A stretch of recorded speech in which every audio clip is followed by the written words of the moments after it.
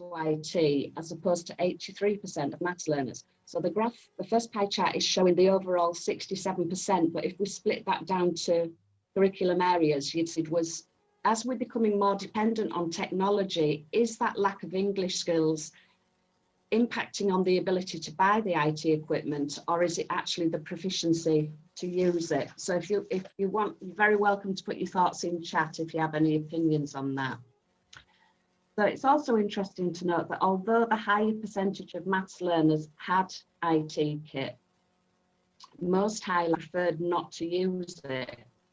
So we're sort of thinking this is maybe a confidence issue. So within the questionnaire, we also tried to find out the best way to contact or teach these learners, and we offered a range of methods including WhatsApp, Messenger, FaceTime, phone calls and Zoom. The majority of learners preferred phone contact, possibly a confidence issue again, but we hope teachers have built up. So we're probably quite far behind a lot of the other projects because we're struggling with North Yorkshire County Council to get the teachers the kit that they need to deliver this. Okay, so next slide. So some of the other things we wanted to look at and concentrate on was how we might engage these learners best, and so what might be their areas of interest and what additional learning needs they might have. So again, as you can see from the pie chart on the left, how do you learn best? The vast majority of learners liked to learn by doing, and followed by listening, and then the lowest amount was reading and researching. So in other words, most of our learners are kinesthetic and visual learners, which might not be surprising, but we need to consider when we're planning activities for these learners how we best tap into that. And we're hoping as time goes by that the relationship with their teacher builds that and confidence, and they might move into other areas as well. What was even more interesting though was the actual additional learning needs that they identified for themselves. So again, as you can see from the graph on the right, the 38% of our learners identified themselves as having dyslexia. There was also another nearly quarter of these learners, 24%, with other health issues. And again, when we unpicked that and looked at the detail of what they'd recorded against that, then it was indicative of mental health issues mainly. But also, as you can see on there, a lot of learners identified that they have attention issues or concentration issues, and then other health issues, and a small amount there that are hearing issues as well. So this data has actually revealed quite a lot about our learners, and you know, it's something that we've considered quite carefully in terms of what their additional needs might be, and also reflecting on, you know, is this one of the reasons why they prefer classroom-based learning? Because they have other things that needed to be considered that are easier to deal with, maybe in a classroom situation rather than online. And also, you know, these issues that they've identified, have they actually been addressed in the earlier education or not? So we then went on to look at another question, and this was really to sort of try and tap into their additional interests so that we could pitch our resources to that, to sort of make the best use and to continue to try and increase motivation and engagement. So we're now going to get you all to do a little thing. So if you can get your phones out, please. We've got another very short question for you to look at. Julie, I'm sorry to interrupt. Because we had such a late start, would you mind doing this just with the chat? That people could just enter things? Yeah, sure. Yeah, sure. That'll save us the time of menteeing and back. Okay, yeah, that's absolutely fine. Right, thank you. So what the question we went on to ask our learners, and if you would like to respond to this in chat, was, do you have any particular interests that we could base your work on, e.g. photography, music, train spotting, supporting children, etc. Now, what I want you to do though is put yourself into the position of being one of these learners. So think about the additional difficulties that we've already found out about them. This is the first time that they will have been contacted by this particular teacher to try and complete this learning journal and to, sort of tease out this information from learners. So you're speaking to someone you don't know, and we've asked them this question. So what do you think you would actually say to that? Do you have any particular interest that we could base your work on? If you want to put that in chat for us.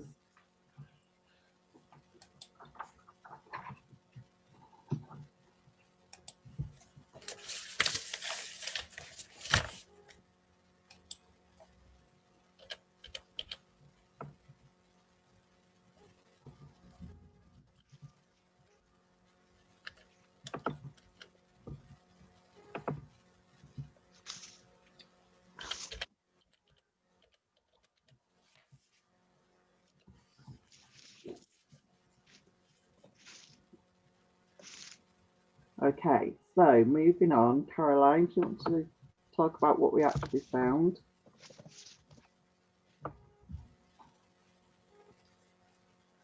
Oh, can you go back one, Tricia? Sorry.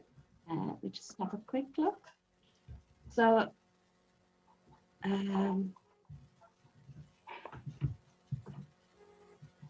so Stephen's saying there's some common themes like football and music. So we did try to sort of tap into some of the things that learners might be interested in. But obviously Leslie's saying she would feel worried and anxious, and I think that's what we found really. The common themes, we also added in things like train spotting so that people would think, nothing's, and that might give them a bit of confidence to put anything in there. Working with reluctant learners, just said no or I don't know, and that's what we found really. Facebook, is that an interest? I'm not sure, I don't have it myself. Lack of confidence gardening, if it was the first contact, and I think that's what this boiled down to. And the chat is really just sort of justifying what we found with our low-level learners. So thank you for that. Okay, so next slide. So hang on. So that just showed that the vast majority of our learners said no or none. So it was what, 64%, I think, did not have a response to that question. Of the ones that did, then these are the sorts of things that came up. 64% of our learners, yeah. I think if we go back a page, yeah, it's there. So the sorts of things they said were supporting business and children, photography, gardening. So some we did manage to tease information out. But even of those, some had obviously misunderstood the question. So the responses were written down verbatim by the teacher who, took them through the learning journal. So one had written hospital shop volunteer. So they had actually latched onto the word work, but not really, it wasn't something that we were expecting to get. As a result of this, we realised that actually including that question in this first part of the very first interaction they've had with the teacher or support worker was actually counterproductive. And so we've decided to remove that question now from our learner journals in that initial introduction, and to actually encourage our teachers to tease that information out over a period of time. So as their relationship with the learners goes on and they become more confident and more relaxed, then I think that's where you then naturally start to have their particular interests evolve, and they're more willing perhaps to reveal that type of information and discuss that with their teacher. So it's not that we're ditching it. We do want to be able to provide resources that do tap into their natural interests, but it just wasn't useful at this point to include that question. So other outcomes that we are looking at are obviously ones that we maybe class as softer outcomes. So all about that engagement and motivation, you know, the confidence building. It's really key that we build confidence in these learners, because they have fallen by the wayside in the fact that they haven't been able to engage with our digital online provision. So to build that confidence, and if there is any accreditation of their learning further down the road, then that's great. But it's the bonus really. But the main thing is that we are engaging with these learners and that they see that they are valued within our adult learning service. Okay, so I think that's come to the end of our presentation. So it's just open now for any questions.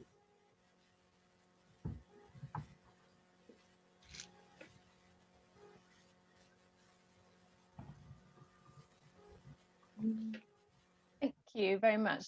Leslie, would you there's always time for more questions at the end too. Yeah. If with no questions at this stage, we can have a look at the end. Thank you for that. And really interesting project. And I know there's some fascinating questions coming out of there as well. So we're going to move on to our next project now. And we have to say we're really sorry that Esther is not able to be with us. She's not been well for a while. She did come this morning hoping she'd be all right, and unfortunately she's had to leave.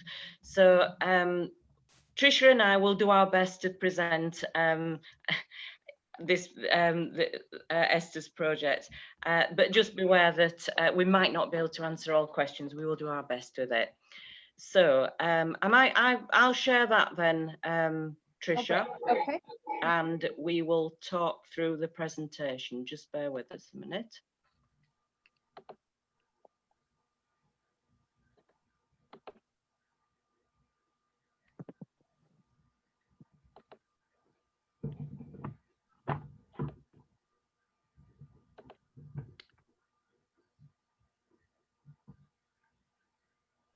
Right, are we okay with that? Everybody can see okay? So learner reflection and target setting in the prisoner environment. Yeah, and shall I just do her little introduction here?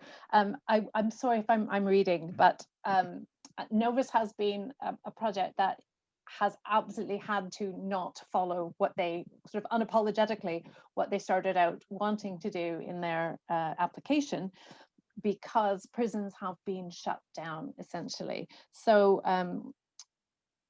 Esther says it's fair to say that the project looks very different to the one described back in the summer.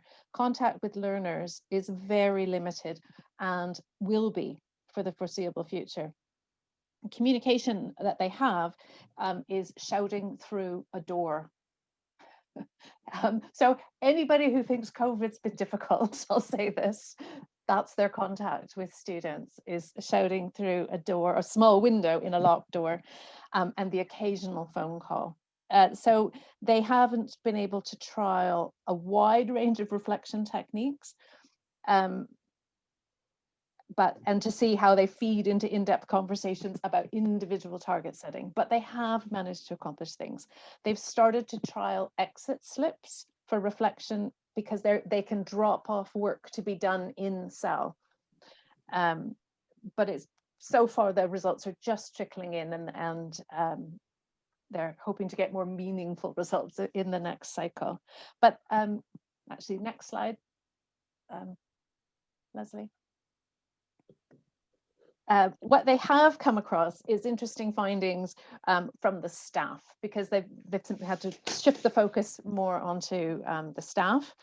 And that's what she's excited to share with you on this slide. When the staff were asked in a survey why they thought Ofsted had recently asked HMP Liverpool to improve target setting, there were a range of responses, and few of them matched the feedback given by Ofsted in their last inspection. So why might this be of interest? Leslie, over to you. Right, so sorry, moving on to the next slide there. We think this is a really interesting question because, of course, if Ofsted is setting expectations and targets, as many of you will know, then those are what is expected of the staff. If we're asking the question of the staff, how do they understand what's required with target setting, and they're giving different answers or additional answers, then there's a sort of a mismatch there that maybe needs looking at in a little bit more detail. So that became the focus of the project, and of course it's all of this will benefit the learners ultimately. So we sort of went off on a tangent with this and had a look at this, and what we'd like you to do now, if you could use the chat for this, and I hope that we've enough people in the room to make this possible, and it works out sort of half and half. If your surname starts with the letter A to M, in chat, could you write the word personal and 3 words that sum up your personal approach to good target setting? And that can be quite wide. Just, how you would approach target setting. If your surname starts with the letters N to Z, in chat, please could you write the word Ofsted and 3 words that may sum up Ofsted's approach to good target setting.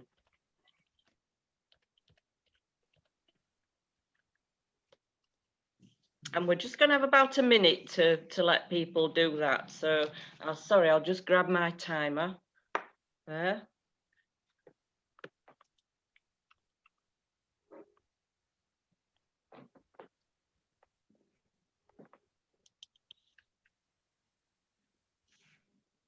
Do we have any N to Zs? If Let's you hope so. feel free to answer on behalf of Ofsted too, what you think Ofsted was asking them for. Yeah, just put your head in Ofsted. We can talk about it anyway. And it could well be that people are unsure what Ofsted are actually looking for. I think that it did show that could be the case. What was at the top of their list?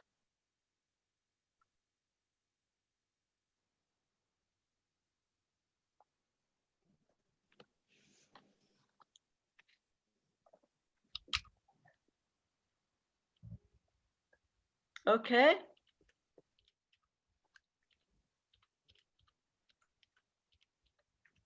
What we're looking for then will be similarities, differences, anything else, and possibly why.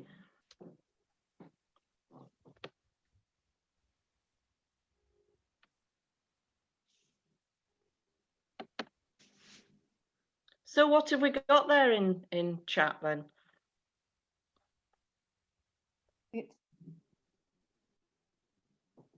Is it just the language that's different, or is it really the ideas that are different? I'm coming from someone who comes from way outside the sector, so I think that somebody wants to answer that for me.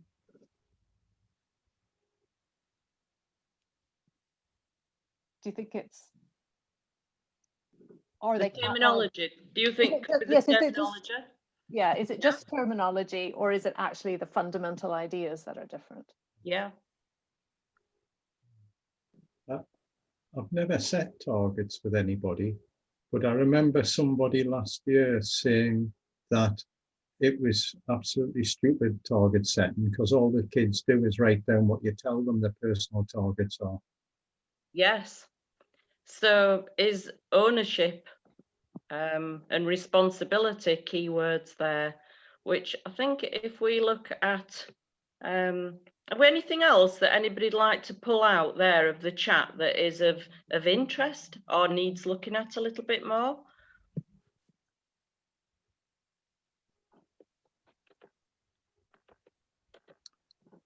I wonder whether Ofsted really wants to be personal and meaningful and achievable and all the things we think are good.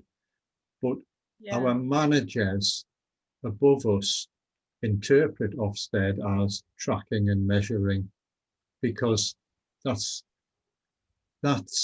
how the managers are measured by Ofsted when they look at how the teachers do the tracking.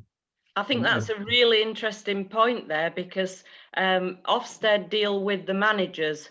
They may go and talk to the staff, but it's quite often they are working with the managers. Is that link broken down somewhere? Is that link broken down so the managers are maybe looking at one thing and the staff are looking at another? This was the survey responses here on the next slide, which is absolutely as you'd expect. And, you know, we're certainly seeing some of those in the chat there. The survey responses were about progress, detail, individual, SMART, of course, ownership. We know that learners having ownership is key. Complex needs, yes, we would all have to consider that. And what we've got in Ofsted expectations there are clear, challenging and inspirational. And I think without a doubt, Ofsted are looking for all the survey responses that we've got there on the left. Yes, we know they want SMART targets, individual, detail and progress, but they also want something that might be a little bit more elusive. I don't know. Is it a little bit more elusive to mention inspirational, or do we know what inspirational is?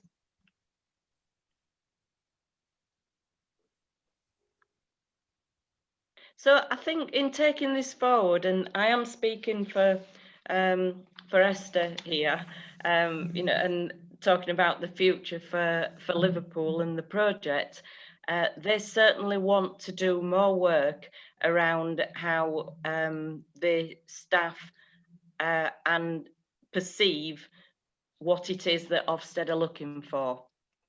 And they want to make those links, and they want to make very clear links between Ofsted expectations and requirements and the CPD training for staff, so that becomes very clear. And you know, Ofsted do inspect the whole department, so maybe there's more sharing needed of the aims. Thank you, Leslie. I think we will leave questions now till after, just so we make sure we give Kieran and Lindsay enough time. Yeah. To do their bit. So we were going to offer any questions there, but of course we need to move on to our next project here. Thank you for that. And the final project here is another very interesting project. Kieran and Lindsay from Newcastle College were investigating the different feedback types to see if they can be improved with tools found in gamification. Hello, hopefully everyone can hear us. So for this, we've got it a little bit differently. We're going to integrate this via a gamified principle so that everyone can kind of live what we're trying to project. So in the chat, there should be now a link, please. So if you can click on that, and it should take you to our Nearpod PowerPoint, please. If not, you can go on joinnearpod.com, and I'll put the code on screen now as well. Share screen. Hadoop. That one. And share. It helps if you press share, doesn't it? Okay, so if you're struggling with that link, there is also one that says joinnearpod.com, and if you type in that code, it's very similar to Mentimeter or Kahoot, but we thought it's probably more exciting to kind of show a bit of gamification in our feedback, in our presentation. Yeah, I'll give people a second. Let's have a look at people again, getting some people dotting in. And I'm going to swap to teacher view. Okay, so we're just giving people a couple of seconds to join. I'll pass you over to Lindsay, who's going to kind of just explain roughly what our project is at the moment. Hi, so our project title is using gamification to close the feedback loop The project was originally born out of two completely different, I wouldn't say completely different, two different ideas that were going to be two separate projects. After a chance conversation between Kieran and myself, we decided to marry them together, and that's where we are today. I'm going to hand over to Kieran just to talk about a bit more about gamified feedback. Yeah, so Lindsay's project originally was about the 3 types of feedback. For the purpose of our presentation today, we're going to focus on immediate feedback, but we're trying to improve it using a toolkit. And our toolkit here that we're using is something called gamification. And that's basically using mechanics of games and social media and things of the world that are relevant maybe to our students today to help improve feedback in a system that's going to hopefully engage, reinvigorate, and make some form of immediacy. So that is our end project goal. But at the moment, we're obviously looking at our midpoint. We've obviously, like everyone else, been hit quite hard with COVID. We've had some challenging situations, so we're not as far in our quantitative data as we wish to be, but we're more looking at the qualitative data, and we've really looked at the experience. One issue we've been really having is moving to hybrid delivery. And our hybrid delivery, as many people have probably noticed, it's really hard to get students engaged, give them really meaningful, credible feedback, and especially something of an immediate nature. And that's something, this need for the immediate feedback to help our students and our teachers and to try and reduce the workload on them is something that we really sort of try to focus on as an engagement tool as well as giving immediate feedback. So we've used quizzes, Kahoot, and our beautiful Nearpod. And we want to make it really clear what we're demonstrating right now. We're not pitching you Nearpod. We're using this as a collection of resources and gamified principles that you could use and everyone could use in their classrooms. So we're not getting affiliate links for Nearpod. We're definitely not employed by them or anything like that. Excellent. So what should now appear on your screen if you have managed to sign in? If you haven't, don't worry, you can use chat. It should now have a helps if I'm on the right screen, doesn't it? No. What you should know is about gamification and what it means to you. And what we would just be really interested in is for you to put a comment on our board or in the chat what you think gamification is. Okay, so we've put it as a timer for a minute, but you can put pictures, you can put images, but just we're really interested to see what you think when we say gamified feedback. This is when you do. This is then every teacher's nightmare when you do the awkward pause and you're like, please engage, please, hopefully. Is it working? I'll pop open the chat as well in case people, even if you're unsure, wonderful, feedback from Kahoot. I like that. So this as well is one of our ways that we can show immediate feedback. The fact that as a teacher, you can see this live and you can see who's engaging. And also, as Lindsay's now demonstrating now, we're liking comments. And as cohorts, we can also like these things. And that means that we've got that reminiscent system of social media, the instant gratification feedback of like the like. A like, it's something that students are completely familiar with in their everyday interactions. A lot of what we're suggesting with gamification is reskinning. So we're really pushing the idea of adapting with the times, not redesigning our toolkit. Just putting a nice little fresh paint on it. Excellent, we're getting some really good things. What we'll do as well, we can share this for everyone. So for later feedbacks, if this is something you want to repeated, for the other types of feedback, you can return to this task, you can go over it again. It allows for re-accessibility and data storage. And Ruth, I would just like to say that I had never heard of this word until May, June sort of time either. And so it also gives the teacher a chance to give immediate conversations around the learning in the classroom or outside of the classroom, okay, to identify any misconceptions or anything like that. Good. So just for us to keep a pace, because I think we could do this for hours on this page, we're going to move on. And like we said, it's updating our existing toolkit. We really want to work on upskilling our staff and redeveloping our staff, not having to reintroduce and buy packages. So this leads us on to a question again that we've got for you, individuals, okay? What we'd like to know is, is gamified feedback only relevant on digital platforms? So obviously we're seamless, then you couldn't even tell, we didn't know which one was saying that.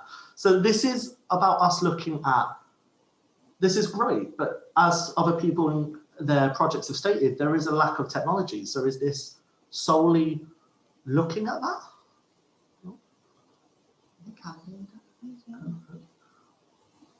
Obviously as well, what you're seeing on screen right now is the teacher side. If you were a student, you would just see this.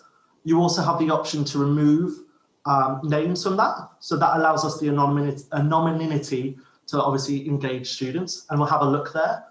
Excellent. So on your screen as well, you'll be able to see, most of you are saying it can be adapted, and we're really hoping that we're looking at our feedback just in a modern context, not about all the bells and whistles.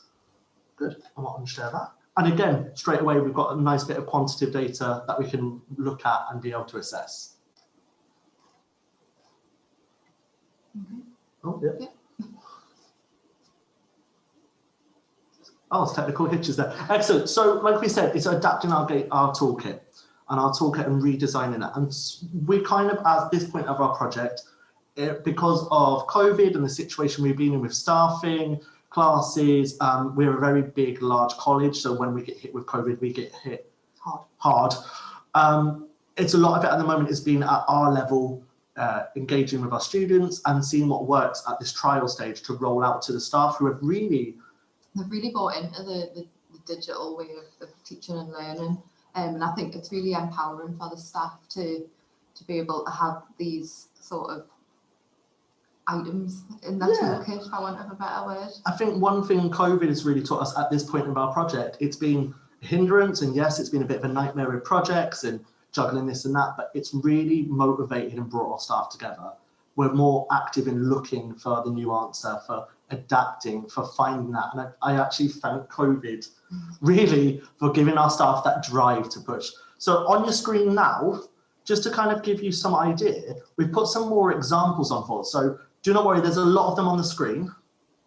You should now have some pairs on your screen about some other things, and it's just some suggestions, and all I'd like you to do is just click on the ones that you think might match together. Okay, so again, this will show us our immediate feedback. As a teacher, we can state who is working. So if we look on here, we can see who is doing what, how many attempts they've done, and how people are doing.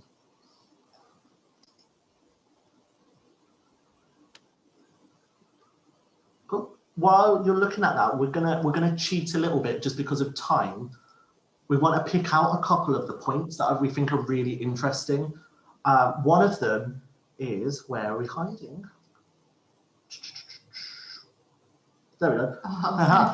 About the mapping the students. So obviously, as teachers and educators, we're really familiar with the term like learning theory, social theory. But one of the things that we've looked at from our research of gamification is about actually looking at the outputs. Learners themselves can be many types of learner. They can be social constructivist, they can be behaviorist.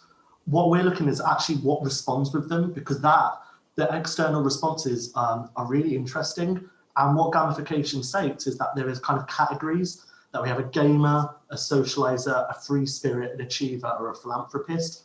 And that actually what we do in our feedback kind of resonates with one of them 5 categories. So looking further in the project, that's something we really want to look at. I've also thought about looking at the role of the teacher, and the teacher as being a bit like the dungeon master. They take on a guidance role rather than a front of stage role. So they're there to sort of guide the learners through the process of the lesson and through the process of gamification. But it's actually the learners that are the driving force and who dictates what pace the lesson goes at, which direction it goes in. Which really links nicely, one more with that, is about how we label our lessons. Again, this is not reinventing the wheel. It's looking at our process. Our project is really taking about how to develop our toolkit. And one way we were looking at that as well, like Lindsay just said, is that the lesson is the students. The lesson is an overarching narrative. It's a level which the students design. And as a teacher and as educators and in feedback, we guide that using gamified feedback tools. And hopefully then, just because we've kind of rattled through, we want to see if there's any questions for you. So thank you for taking part in our a small couple of activities. We just want to know if there's any questions. And again, this allows us for an immediate feedback loop. It also allows for prolonged feedback. So if I was a teacher and Lindsay sent me an answer, I can immediately give gratification and feedback via talking on webcam with her, but you also can take it back and do the extended and the other types of feedback with Lindsay. So we're just going to wait a second. If anyone's got any questions, please feel free to chuck in the chat or on here, but hopefully we kind of made it, at this point, we're looking at... It's like breakneck speed. At this point, we're looking at really, we've really been developing our toolkit to roll out in January and February with hopefully, you know, a full set of staff and classrooms that aren't 4 miles apart hissing at each other. So should we have a look at any questions? Look at the chat. We've got one question. Good. So what type of learners are we working with? Young adults, and what subjects? So our learners are mainly aged 16 to 18, and they are doing a range of vocational subjects, so from construction to art and design, music and performing arts. And it's been with my area, Lindsay does a lot of the main study program, which is the 16 to 18s. I work quite a lot with the apprentices, so I have an older student range. And again, this immediate gratification and actually engaging with the apprentices has been really helpful. Any other questions with that? Oh, we've got some chat there. Yeah. I think that there's something chat there we haven't been able to keep up with. That was just very, very interesting. And I imagine there'll be lots and lots of questions around that. And it's just a shame that we haven't got a little bit more time with that. I think possibly time's up. Am I right, Tricia? It's pretty. Hopefully we timed it in the right place there. You packed an amazing amount into there, and even if, you know, that's just a taster to everything, you know, for people who are not familiar with it, it was really self-explanatory and very, very interesting. So thank you for that, both of you. Thank you. Thank you. I love how we've gone from a sort of very slow, relational, organic North Yorkshire, really vulnerable learners. We've speeded up. But actually it's all about the same thing. Yeah. It's all about using the right approaches to bring people in rather than about involving the learners very much as well. There are definitely some common threads. I think I'm sorry that Esther isn't here as well, because I know she is very interested in the work with the difficult learners within North Yorkshire. There's clear links there and then, you know, some of these new engaging ideas might be of interest to everybody. And can I just say that for the last 20, almost 17 years, I've been using gamification in my own literacy program, and it was originally, we'd still laugh about it. It was based on levels, because every computer game of the late 90s was about levels, and it still is incrementally about mastering levels, and there isn't a bit of IT near it. So you can, when you said the gamification doesn't require IT, it doesn't.